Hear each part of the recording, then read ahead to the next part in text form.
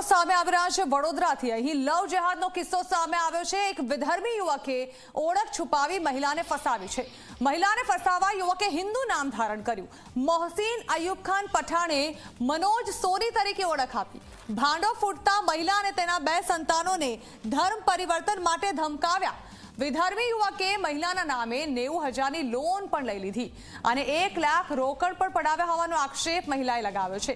મહિલાની ફરિયાદ બાદ આરોપીની ધરપકડ કરાઈ છે। પોલીસ સ્ટેશનમાં રહેતા એક મહિલાને એક મુસ્લિમ યુવકે પોતાનું નામ મનોજ સોની તરીકે ઓળખાણ આપેલી હતી। જે હકીકતે એ વ્યક્તિનું નામ મોહસિન અયુબ ખાન પઠાણ છે અને પોતે રેલવેમાં ફિટરમેન તરીકે નોકરી કરે છે।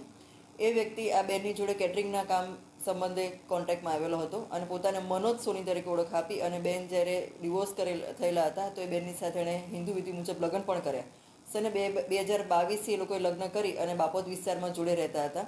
બેનને જાન્યુઆરી મહિનાની 14મી તારીખે ખબર પડી કે આ વ્યક્તિ ખરેખર તો મુસ્લિમ છે અને હિન્દુ નથી।